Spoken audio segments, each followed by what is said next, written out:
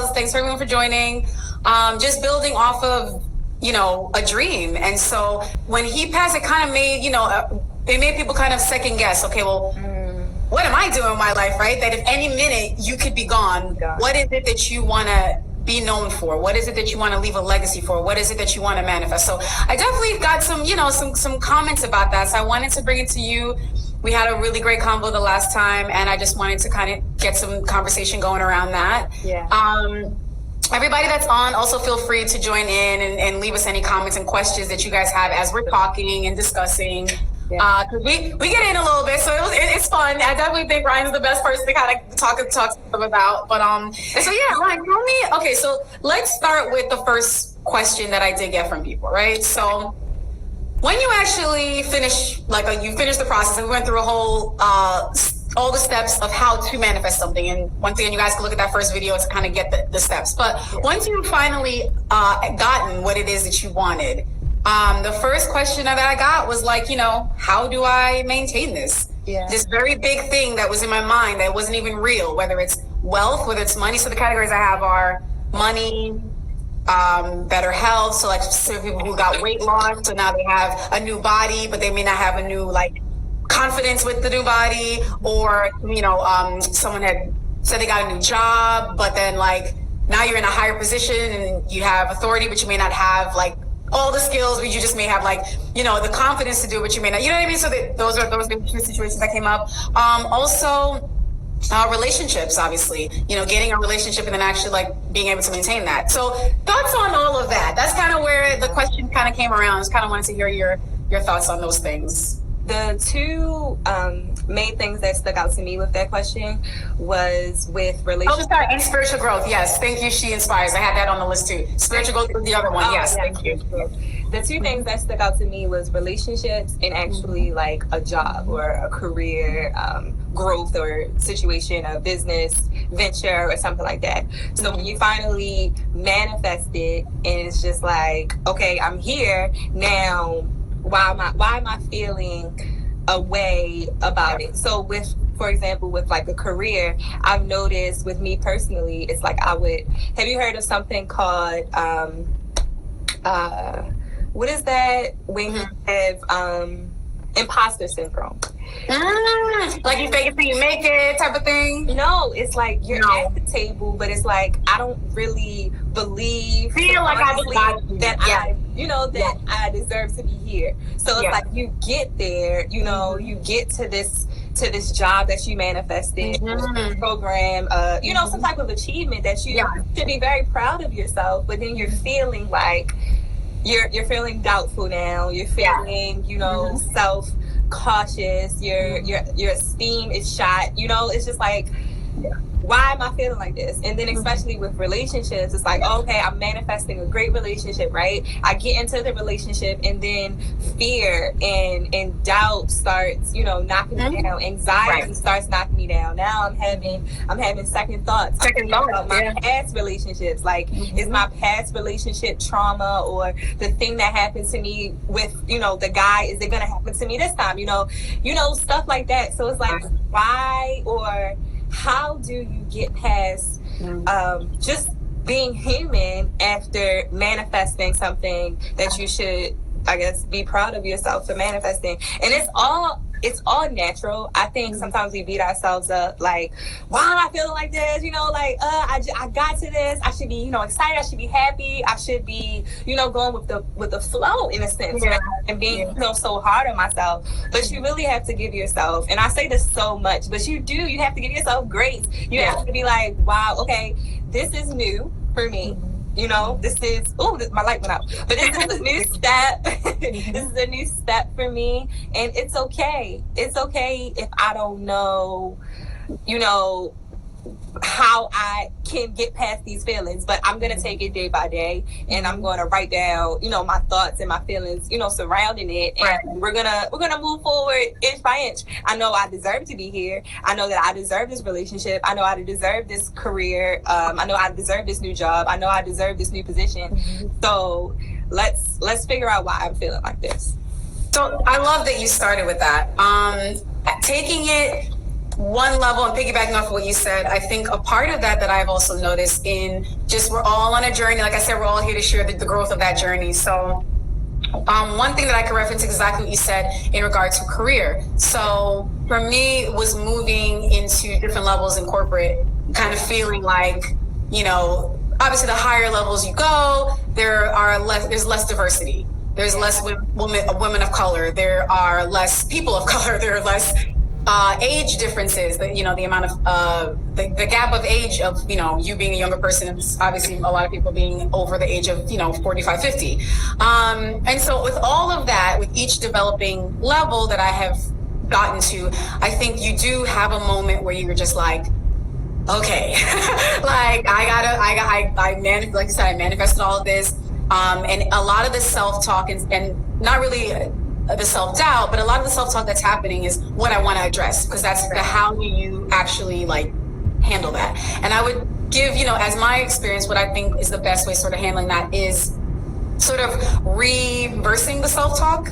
So there's a concept of obviously affirmations, which you did, you know, which according to this, you had to have done to get it, right? So kind of like reversing the self-talk, because a lot of what I realize is for every new level that you go to, there's a new, you know, for every new level, there's a new devil. That's all. I was like a saying all we were growing up. But there's a level of, it's an energetic shift. And that's something that I want people to understand. When you are moving into manifesting things, this is serious business. This is not just like play stuff. When you're saying to the universe, to the divine, I am asking for something, is because you're asking for it to enlarge your life, to stretch your capacity. So I think understanding that when you are getting something new in your life that you've manifested, whether it's a job, a relationship, a healthy body, anything that's within the realms of what we're talking about, I feel like it's so important to remind folks that, like, you're also saying, with this new manifestation, I am actually like expecting for my paradigm to like expand. Yeah. Because it's not going to be the same. You can't be the same person as a single that you were as a person in a relationship, or even more a person as a spouse. Right. You can't be the same person as a regular employee than when you move to management. You can't be the same person, right, when you are a person that's unhealthy to when a person that is healthy. You have to change something, and realizing that change is, you know, I always heard something else, change is violent. Change is violent. It could be very violent. It could be very scary. It could be very like daunting, but it is inevitable. So kind of accepting that while you are going through all these major life changes, remember that it's the good with the bad, right? It's the good with the bad. I'm going to ask this. How do you ladies continue to believe your manifestations will come? I have a problem with the waiting process. Thank you for that. The waiting process. Yeah, inspirations. Thank you for that. The waiting part. I mean, you can go first, Ryan. Let me, like, what do you think? How do you keep the belief when you're waiting for the manifestation to come? Continuing the belief is just knowing, like, you just have to know, no matter when it comes, that it's coming. So it's like, I listen to so many podcasts and so many some like manifestation, you know, audio tracks, and it's like thinking about traveling from one part of the United States to the other part. Like, I'm coming from Maryland to California and I'm driving, right?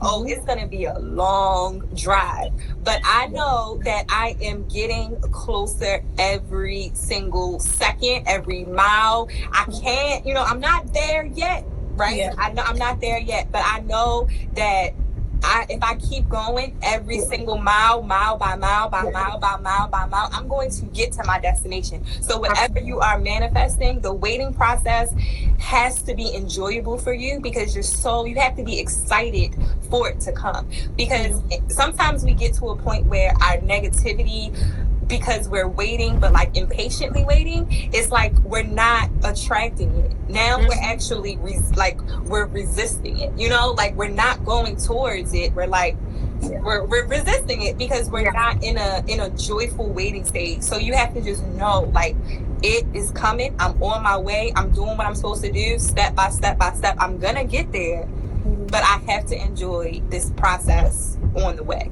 Like, you have to. So I'm gonna play the opposite side of that. Because I know I have to, because it's a balance. I totally am with you, because I feel like that is one mentality, and I feel like I have that as well. But I also, like, I'm on the other side, because I can hear our listeners looking at us being like, Okay, but it's not always easy to wait, and it's not always easy to be positive. It's not always. So I want to answer and address that because I feel it. I can feel the energy of that question. So for those of you who are listening to that, saying like, "Well, I still have difficulty waiting. It's a process. It's a problem for me." I would say for those people, I think it's also recognizing what are you waiting for, right? So if we're looking at, and we're gonna touch more in depth in sort of the next levels of what we're talking about. So we were talking about manifesting a new job or wealth, money, finances around that scenario, better health, deeper spiritual connection and relationship, a romantic relationship, and then just overall attracting like positivity and people and opportunities toward yourself. Yeah. So each one of those types of goals have very different waiting periods, I would say. If you are looking for money, job, career, financing, that actually can be tracked in a very like logical manner, because essentially you have 12 months in every year. The same 12 months that Oprah has is the same 12 months that you have. So if Oprah in 12 months can figure out how to change a network and create this and create that, you have the same opportunities and the same hours in the day to do them, right? So I would say that your financial goals and your financial manifestations can actually happen if you are good at tracking and planning. And how you endure that waiting process is by being like so focused on your plans and so checklisted with what you're doing that it makes you feel like the process is not as strenuous, right? Because you're just like checking off, okay, I did this, I saved this, I did that, I have this, I'm looking for this job. It's easier to track the financial manifestations. And I think that gives people a little less anxiety, because you're just like, all right, I feel like I'm moving toward the goal. As we go toward the list, you'll realize it gets harder and harder. So I'll go through it, right? Health is the next one for me, right? I feel like health, and Ryan, tell me if you agree or not. I think health is the next one right after finances, because I feel like after your health, you can kind of list, okay, in a year, I want to lose X amount of pounds. I can hire a personal trainer. I can go and change my diet. I can talk to a nutritionist. You can make actionable steps for these things. These are material level things that we're talking about. Financial, health-wise, these are material things you can affect. You can move them. You can affect what's going on with that. The next level gets a little bit harder. So for those of you that are listening, it gets harder, obviously. A relationship. That is something that would be the hardest. I'm pushing it back, but I'm thinking like it's on the list. I'm just trying to think of what else could. No, I'm gonna put a relationship first, because I think then after that, I think is spiritual growth. And I only say that because the depth of what that means and how people have a harder time connecting, right? So I think that could be, but I'm going to go with relationships since we have like 4 items. A relationship, for the most part, it is easier said than done, right? To say, I want to just have a husband by next year or have a wife by next year, for those that are listening. But I think that what it ends up being is it starts with you. So you are only going to attract what you are actually ready for. Right. And that's a hard pill for a lot of people to swallow. So if a lot of people are listening to this, it's like you have to remember that our relationship is only a mirror reflection of you. Yes. That's all it ever is. It can't be anything more. It's just the universe saying, okay, this is where your energy is, and that's what you're going to attract. So if you're attracting crazy, you got to look inside and ask yourself, am I crazy? Am I doing some really crazy things? Like, what am I attracting? Right? So, that is so crazy. So we're gonna delve into that. I'm sidelining it. Then we're gonna go into each of them, and then Rain, you give me your insight on it. Okay. The last one is spiritual. Yeah. Spiritual connection and growth, I think, is something that takes time, because what you're really saying when you're saying, I want a deeper connection with God or divinity, you're saying, I basically am now trying to go inside and get deeper within myself. There are things inside of people who they've never dealt with. So it's like for them to go deep, it's actually like therapy in many cases. And so unless, some people aren't even willing to deal with that level. So it's like a lot of that comes from you getting personal with yourself and getting personal with the divine. And I think that is a process. It's not overnight. And it's also something that isn't like an end goal, spirituality. Like you are always constantly evolving, right? Like you are a spirit having a human experience. So you're always going to be evolving. So I feel like for people to understand that, it's just to understand that you're just going from level to level to level. And it's all different ebbs and flows of that level. So that's my piece.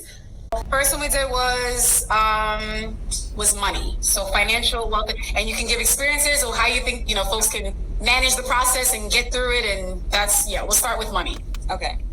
So I've been in a situation where I wanted to move to a new city and like wanted to hours I was putting in and on weekends, and I had a little more structured because I'm thinking of an example that could like really just be checked off in someone's brain.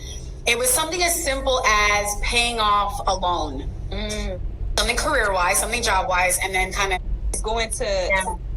If you just say simply thank you, don't apologize. That's good. Just thank you. Eventually, it's gonna start to be like, that's normal. Right. So that's my tip to you. Say thank you. Good. You know what I mean? And keep it moving. So, all right, moving into the next deeper dive. Relationships. Oh, how people love relationships. How people love to talk to me about relationships. Talking always about relationships is like the number one conversation I get so much questions about. But you can take the lead on it. I'll piggyback off you again. Someone now in this hypothetical situation has a relationship, okay, and now they're afraid because whatever reason they're just like, am I good enough? Are they good enough? Did I make the right decision? You know, now we're talking about marriage. Like, how would you talk to the fears and the anxieties that come when our relationship is growing to the next level, whether it be marriage, whether it be moving in, just moving to that next level, and maybe talk through some advice for those people that are struggling with that. What could they do to sort of move past that? So you mentioned that we always talk about it coming back to our inner self, but it is like any fear that you have with somebody else, and you even said it, a relationship is a reflection of you.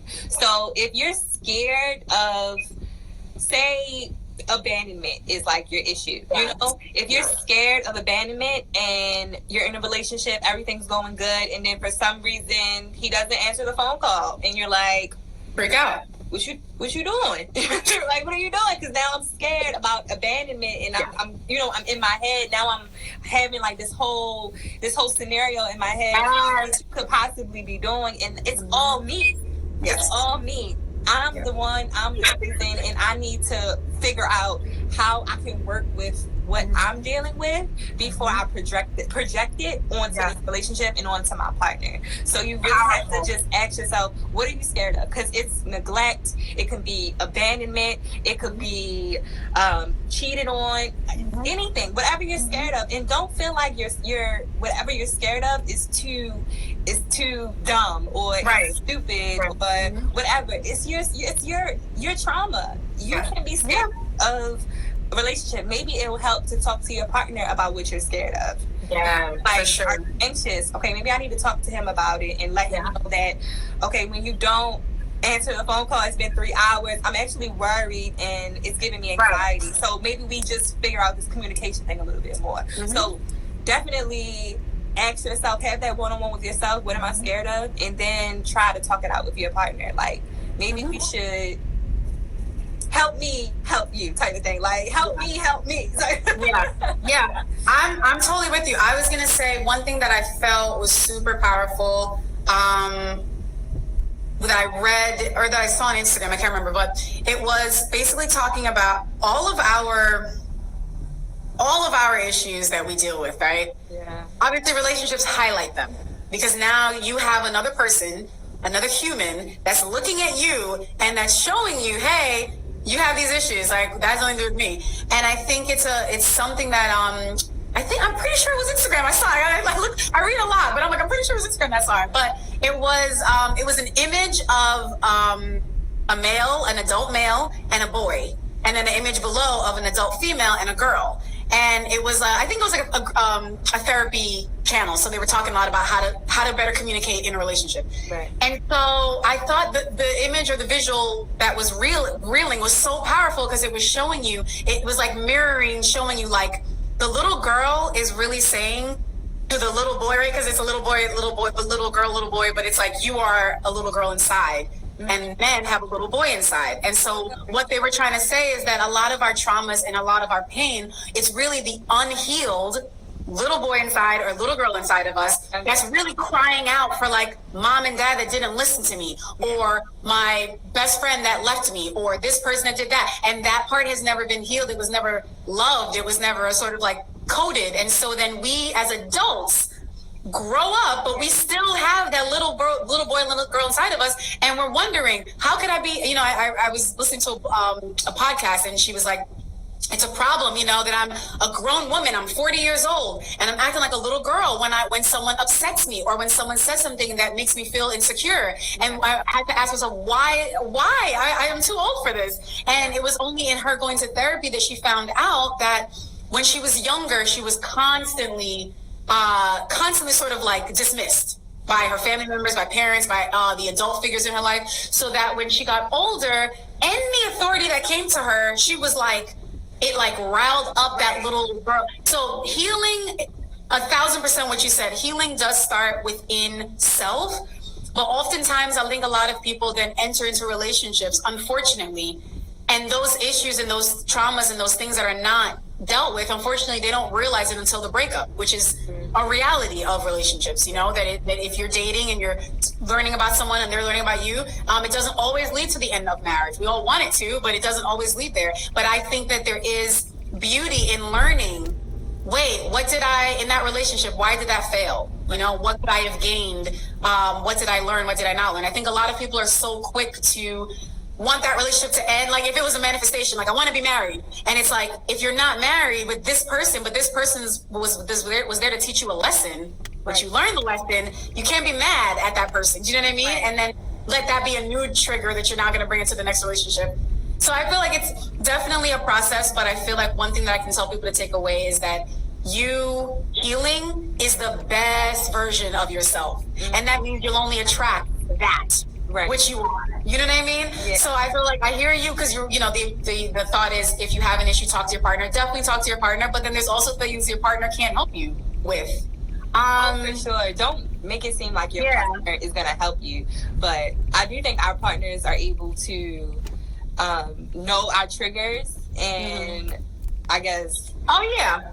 Cautiously. So wait, I have Reggie. Hey, how you doing? Most people don't want to admit their part in how that ended, though. So the lessons always get lost in the anger for it not ending the way you wanted. Absolutely, Reggie. Absolutely. And that's how I feel. You know, as we are all growing and evolving and learning more about ourselves, I think that is a part of it.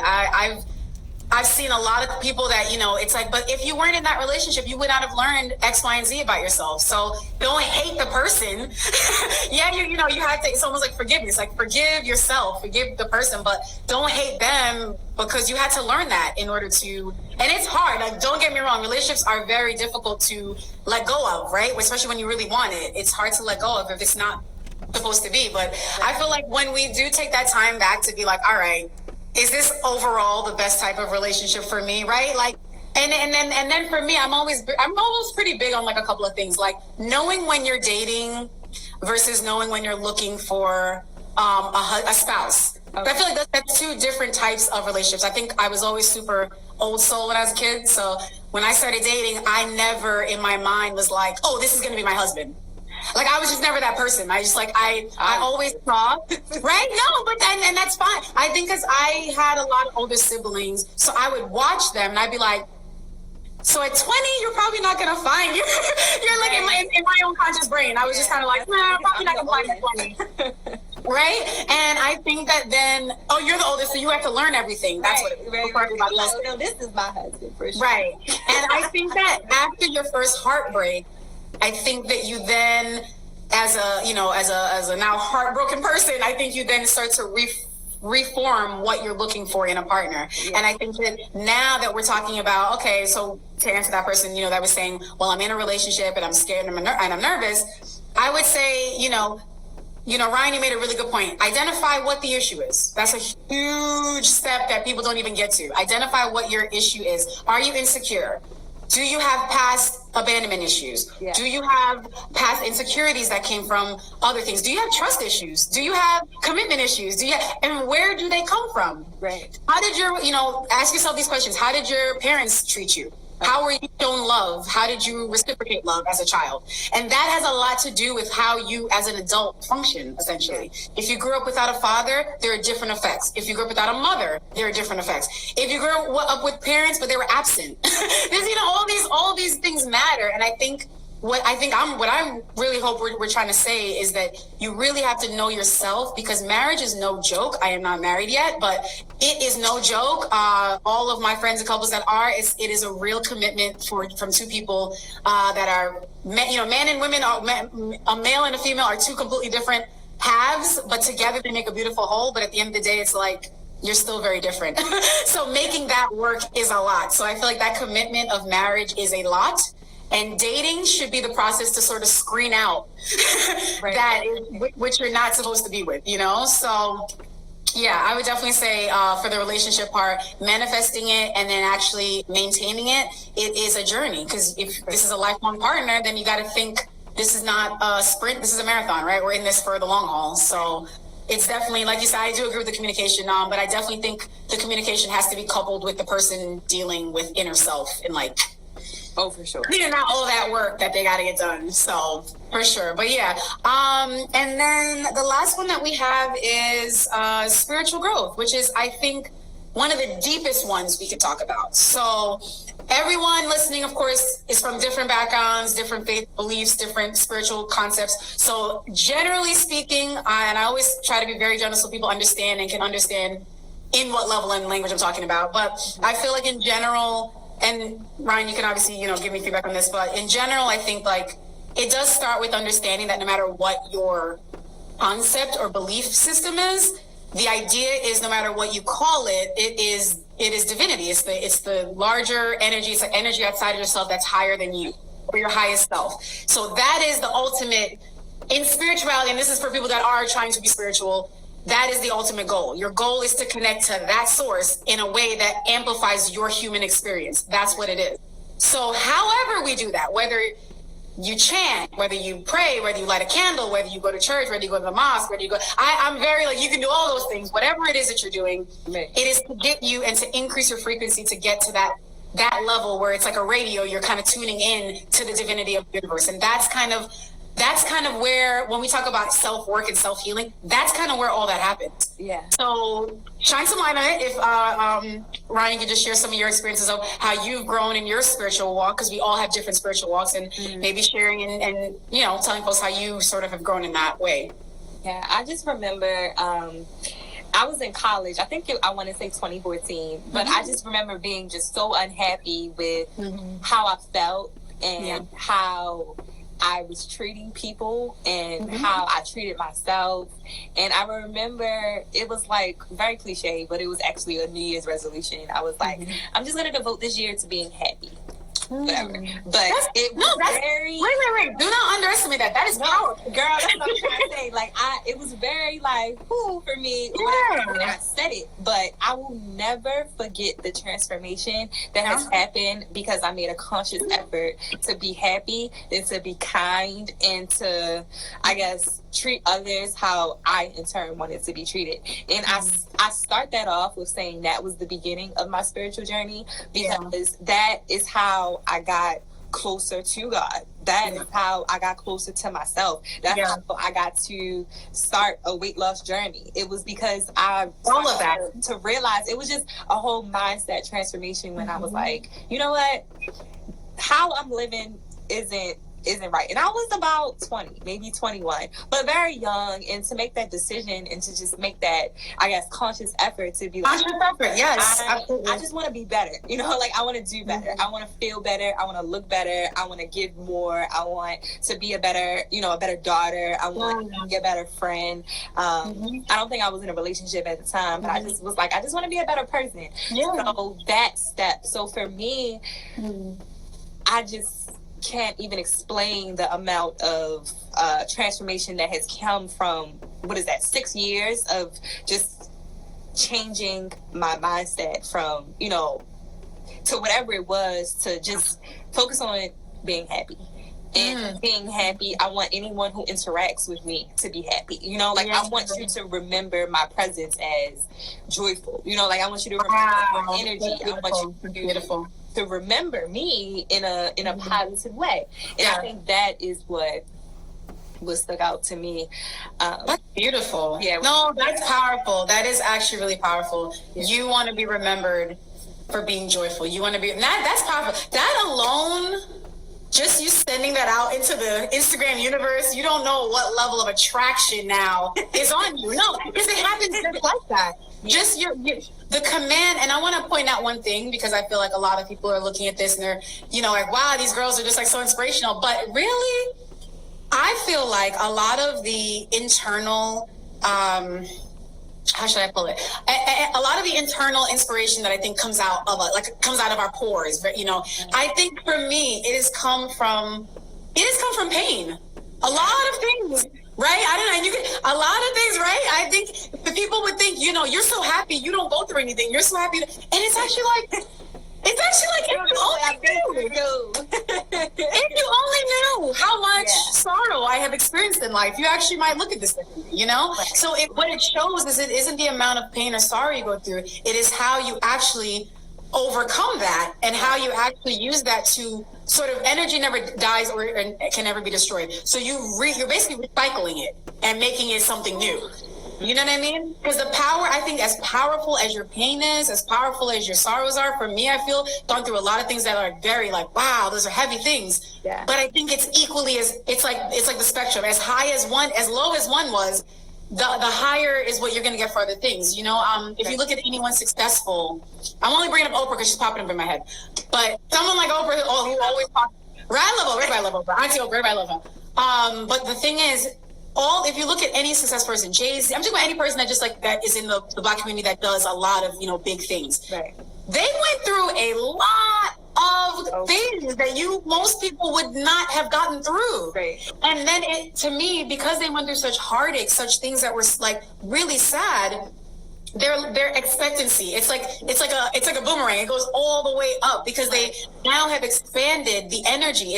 Energy can be put into a good or bad direction. Yeah. So if something was given to you that was, perceived as bad, that's a lot of energy. So it has to be changed and like recycled to be made good. So I feel like what you said there is like this command. It's a command to the universe. It's like, I am saying, I want to be happy. Yeah. So now it's a standard. I'm not accepting people that are negative. I'm not accepting people who have taken that sorrow and keeping that sorrow. You know what I mean?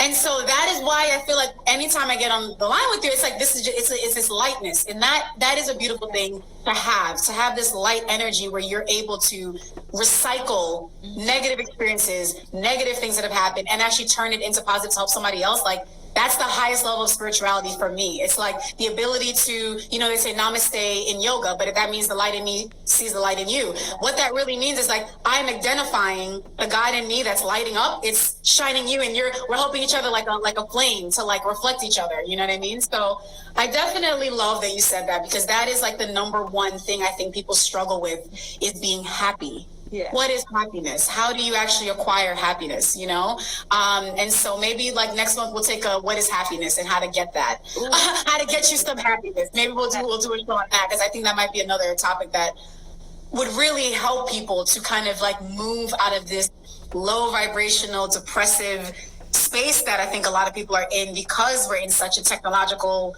advanced society. Everything is tech and nothing is human. Yeah. And so when you lose human, you lose the emotion, you lose the empathy. So I love that you said it. That just really like got me. Like, I love that you said that. Because I feel like a lot of people struggle with happiness, and it's something that I think is really like, it's a real thing. How do you let's make a note of that, right? I'm making a note of that. That's our next part. What is happiness? No, it's real. That really affected me, because I feel like a lot, that is a huge topic. But so the last part is takeaways, our final takeaways, what we came up with and what we think after this whole show. We talked a lot about all the different types of ways you can manifest different types of things and different types of points in our life. And so what is your takeaway from all of this that you can sort of give the listeners that we can kind of walk away with? Brian? My takeaway is I'm still stuck on the first question about what to do in the waiting period. Like, I really want people to remember that everything that you put out, whether it's positive or negative, but let's just focus on whether you're putting out positive energy, right? It's coming back to you. Like, don't worry about how long it's going to take, or don't worry about what it's going to look like if you're, you know, manifesting a relationship. Like, I promise you, it's on the way to you. I promise you, your dream job is on the way to you. I promise everything that you're manifesting is on the way to you. But you have to be aligned while you wait. Like, you have to be patient while you wait. And I mean, like, genuinely happy and patient while you wait. I'm telling you, to literally write it down and throw it away. And when I say that, do not put any thought or any negative energy into it while you wait. Like, literally go do a hobby, you know, like, go do something that's going to keep you busy while you're waiting for what you're manifesting to come back to you. Because I promise you, it's on the way, and it's going to be better than you've ever imagined. Like, don't I guess, be impatient during the waiting game. Like, I just love that.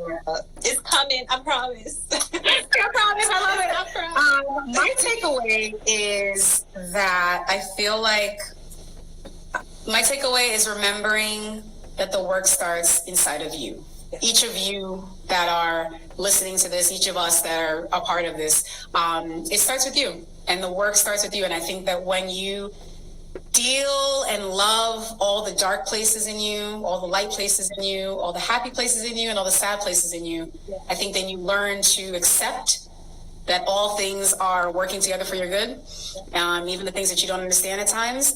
But within that, it's an easier way for you to manifest all of the things that we listed, and that we, you know, everything in your heart's desire can come from you just being at peace and at one with yourself, with your divine energy, and really honing into that, I think, is what allows you to endure the waiting period. So I think all things being as they may, it's really the peace comes within you and within the divine. It's like, if I know that this divine energy has got me, and it's never gonna lose sight of what I'm trying to do, then I could sit in that. I'm cool, because that means it's gonna come. Like you said, you don't know how it's gonna look, you don't know where it's gonna come from, but it's going to happen. Yeah. So I absolutely agree with Ryan. It's definitely gonna happen, and the patience truly does come from you being assured that it is a part of your path. It's a part of your path. It's going to happen. So that's my takeaway. I definitely want to thank you, Ryan, again for beautiful light. And honestly, it's amazing to get on these lives and have all these great guests. And I love the energy when I feel it and I see it, and we are basically reflecting each other. So it's like, thank you for just being all the positivity in the world. I hope everyone enjoyed tonight's show. Like I said, Ryan, we're going to have you back next month. We're really gonna do something about happiness. We're gonna talk about that, because I really think that's something that will bless some people's hearts. I really do. I actually have some people in mind that I'm like, this show is for you, because I know you will ask me about it later. We'll definitely have you on again. Thank you again for all that you do. Give us your handle again before we come off, and I'll tag you as well as we at Ryan Watkins, and also my brand for I Deserve to Be Paid, Loved, and Rested in High Favor is at Chapter Harmony. Awesome. Thank you. Have a wonderful evening. Sunday. Make it a blessed week. Happy Black History Month. Black History is every day. So thank you again, and have a wonderful night.